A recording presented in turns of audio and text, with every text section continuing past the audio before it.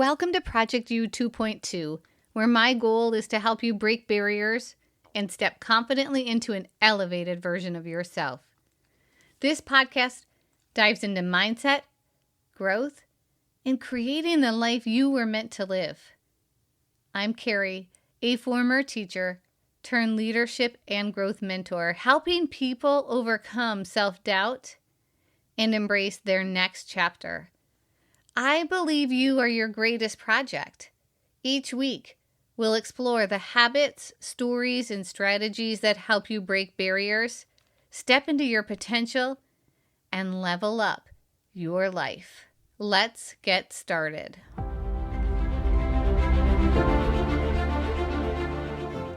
Hi friends, it's Carrie. Today we're diving into one of the most powerful life lessons that I have ever learned.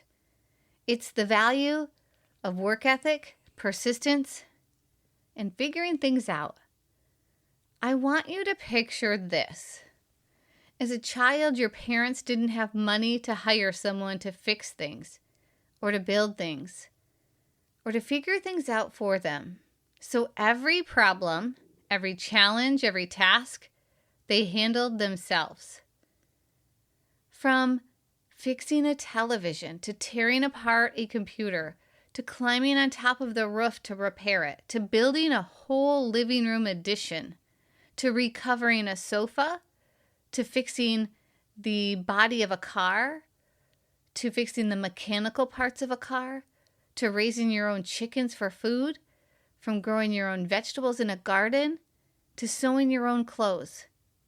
My parents taught me and my sister how to do the same. Today I want to take you on a journey through those lessons, through the ways that I've applied them in my own life, and how you can start doing the same. Whether it's building confidence, creating your career, or tackling projects that you've been avoiding. This episode isn't about teaching you how to do all of those skills, because frankly, I don't know how to do all of those. But it's about showing up, working hard, and figuring things out. Let's go back to the 1950s. My dad grew up in a family of 11 kids. My mom grew up with 7. Neither of them had financial stability, and they were married young. So even as a married couple, if something needed to get done, they did it themselves, or it simply didn't get done. Growing up, if someone needed a haircut, I remember my mom grabbing her scissors. And it was a very normal scene to walk into our kitchen to see some aunts, uncles, small cousins sitting on a rocking horse, or even our family dog sitting while mom worked her magic as our very own hairstylist. And just like most things in life, the apple doesn't fall far from the tree. My mom taught me to cut hair when I was a kid. She even gave me guidance when I cut our oldest son's hair the first few times. And I took over after that. I've been cutting all 3 of our boys' hair, my husband's, and our family dogs. Even our neighbors. During COVID, I cut my own hair for a few years. My mom likes to laugh at a story from my teenage years when a friend asked me to cut her hair. I asked her how many layers she wanted, thinking that you just cut layers straight across. That's not how it works. I know now that you have to angle the hair so the layers fall naturally, but before I made that mistake, my mom came running into the room laughing, stopped me, guided me through it. That's classic. Learn by doing, but with support when you need it. My mom is one of the most resourceful women I know. If a sock had a hole in it, she would grab a light bulb, shove it in the sock, sew the hole closed. She calls it darning it. While I would probably throw that, not probably, who am I kidding? I do not sew. I would throw that sock away. So I can't say that I've learned every lesson from my mom. I think the sewing one skipped my generation, and I just usually still pass things on to my mom. But they didn't even have money for groceries some weeks. My mom would always declare those as pancake weeks. She tried to make it fun. We would eat pancakes for dinner every night for a week. And if my memory serves me correctly, I think this happened about once a month. And maybe that's why I hate pancakes today. I remember another morning I was rushing off to college. I backed out of the driveway and crash. I hit my mom's car that was parked right behind me.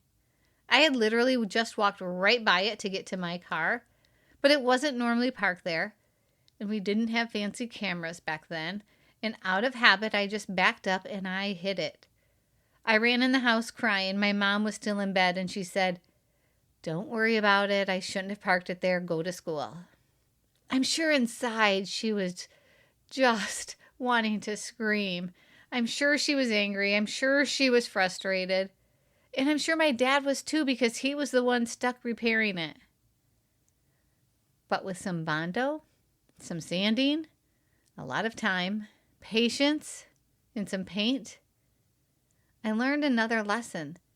My parents taught me to just figure things out calmly. There's a way to fix everything. Take a second and just reflect. How do you usually respond when something goes wrong? Do you get angry?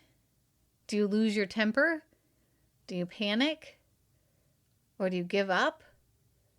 Or do you roll up your sleeves and dig in? That moment taught me to stay calm, assess the problem, and keep moving forward. Yeah, we can get mad, and sometimes we do. And work ethic isn't about working 70 hours a week. It's about being productive, calm, and persistent. As a kid, I watched my parents tackle challenges. We didn't have Google or YouTube or artificial intelligence. We had encyclopedias, but they just figured things out. And that's what I want you to understand. Today, we have so many resources at our fingertips. And we all have courage to figure things out, to persist. And all of that comes from within. Let me tell you about some of the Christmases from my childhood. My parents wanted to give us a magical holiday every year, but they didn't have a lot of money. One year I woke up, I came downstairs early on Christmas morning, and I could not believe my eyes when I saw a shiny blue bike parked next to the tree. I was in middle school, and it was the bike that I had been dreaming about. What I didn't know at the time was my parents didn't buy it new. It looked new. They found a rusty bike on the side of the road. They brought it home. They sanded it, painted it, replaced the tires and seat, wrapped the handlebars with some black padding tape. I remember looking down and seeing a little rough spot underneath the handlebars and asking what that was. And my mom explained that my dad had cut off a bar that took it from a boy's bike to a girl's bike. When I saw it Christmas morning, I couldn't believe it. I was thrilled. I had my very own 3-speed bike. Another year, I wanted a Cabbage Patch doll, the ones that parents were fighting over in the stores. They were the hit.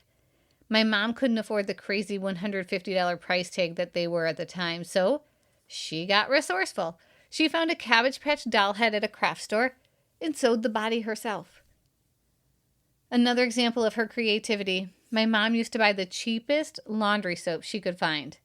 Not because she loved it, but because she could afford it, and it came with a free glass inside. Just like the little trinkets that we used to get in our cereal boxes. And slowly over time, she built us a full set of drinking glasses that we used every single day.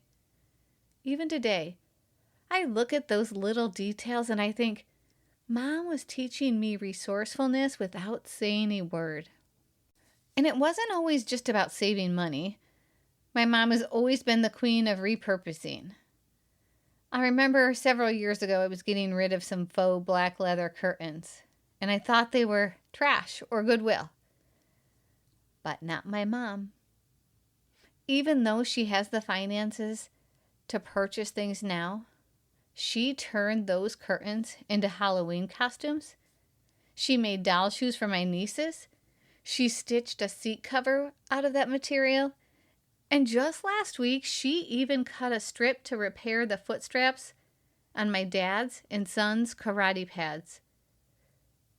Those curtains and that material have been in her possession for at least 10 years. And I don't know, they're the fabric that just keeps on giving. She just comes up with more and more uses for that faux black leather material.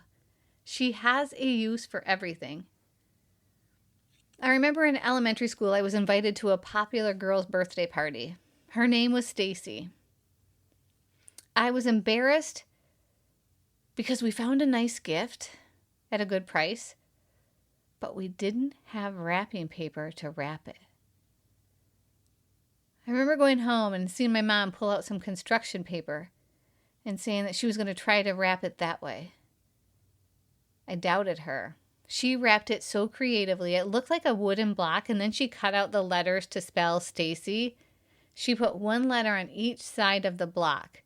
At the time, I had so many doubts, and I was embarrassed to bring that gift. But when I handed it over, I had to admit that it looked incredible, and everyone loved it. It stood out. That moment showed me that effort and creativity matter more than money or having the perfect supplies. Think about that for a moment. How often do we stop ourselves because we feel we don't have the resources, the knowledge, or the skills? My parents showed me that when something is important, you figure it out. You find a solution, and that lesson has stayed with me my whole life. Is there one area in your life right now? Maybe it's a small task. Maybe it's something that you walk by every day thinking that you'll get to it someday. Or maybe it's a project. Something that is sitting in a box that needs to be assembled. Or maybe a dream that feels too big, too complicated, or impossible. Imagine tackling it. Imagine yourself tackling it with the attitude, the patience, and the persistence that my parents modeled. Fast forward to my adulthood, when I started my own life coaching business. My parents' lessons have been the foundation for everything I've done in my whole life. When I was starting my business, I knew I wanted a logo, a website, a podcast, and my husband told me just to hire someone to do it. I kind of looked at him with a question like, really? Who do you think I am?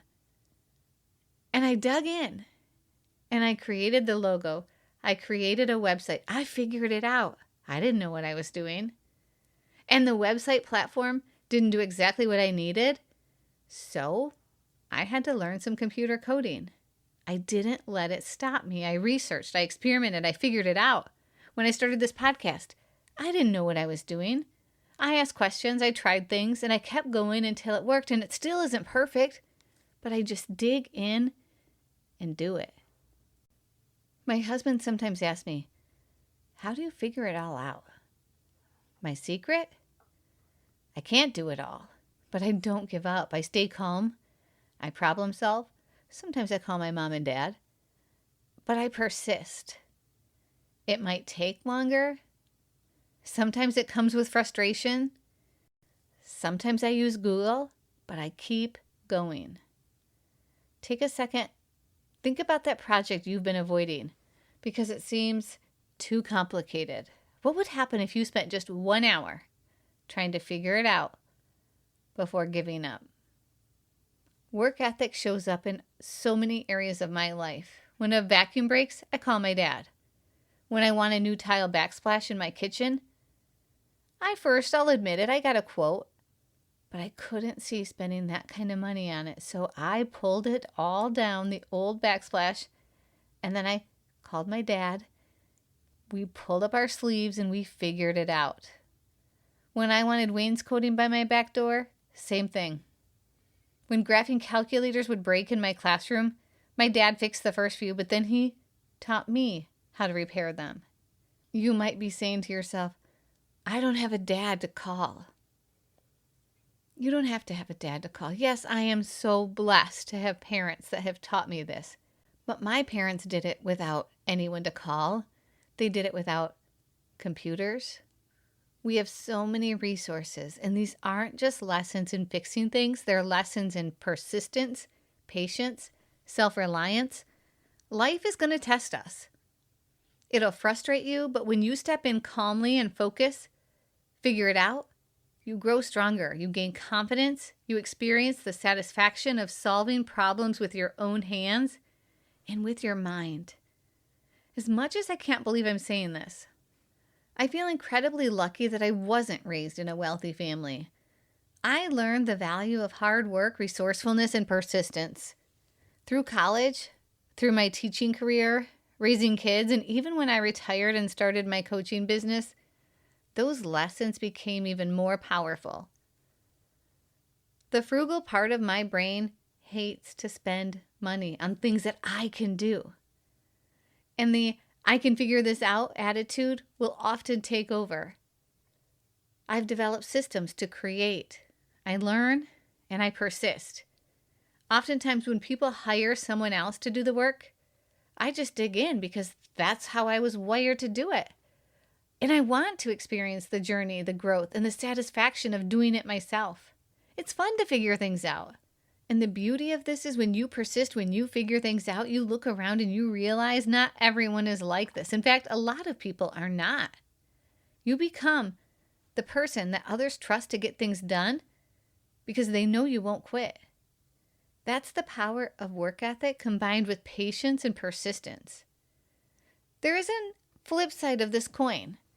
Working hard and figuring things out doesn't mean that you have to do everything yourself. Sometimes true wisdom and strong work ethic is knowing when to call in an expert. My parents could make do with almost anything, but even when they knew there were things you just couldn't patch together with some duct tape and creativity, they had to find a way or find someone else to do things, just like when I needed private clarinet lessons. My mom couldn't do that. And so she found a way to get resourceful to clean a lady's house that would in turn give me private clarinet lessons. Today we live in a world where time is precious. If something takes us hours to learn but an expert could solve it in minutes, hiring help isn't always a weakness, it's a strategy. When we do this, it frees us up to focus on things that matter most, maybe your family, your career, personal growth. And that's one of the reasons I coach. Sure, you could spend years reading books, watching videos, or trying to piece things together, but sometimes it's faster and more effective to have someone walk with you, to see your blind spots, to guide you, to get you unstuck, and to hold you accountable. That's not cheating. That's working smarter. Take a moment to think about one thing that you've been avoiding because maybe it seems hard or expensive or frustrating. Can you commit to start figuring it out step by step? Pick a project. Maybe it's one task that you've been wanting to accomplish, that you've been putting off, or a challenge that you've been avoiding. Sit down, take a deep breath, maybe a glass of wine, and figure it out.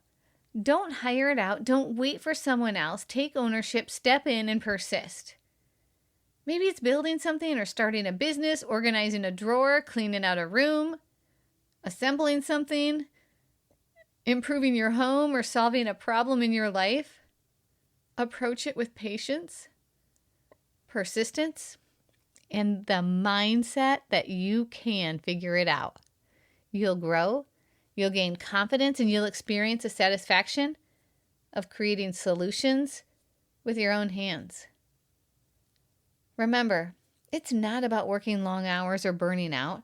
It's about working smart, staying calm, and refusing to quit. That's what work ethic really is. Here's one last thing to hold in your mind. You don't need wealth or a college degree or special privileges to do great things. What you do need is persistence, patience, and the courage to figure it out. If you're ready to stop waiting for the perfect moment and start working with what you've got, I would love to walk alongside you. You don't need to have it all figured out to begin. You just have to be willing to start, to try, to create, to learn, to shine in your own way. Visit www.projectu22.org to schedule a call, or to learn more. Simply drop me a message. Let's uncover the grit, resourcefulness, and brilliance already inside you. If today's episode inspired you, please share it with someone who needs the reminder that they are stronger and more capable than they realize. And remember, you were built to work hard, to figure things out, and to shine. So don't hold back. Work hard, figure it out, and shine as you level up from the 1.0 version of yourself to the 2.0 version of yourself. And let me help you get to the 2.2 version of you.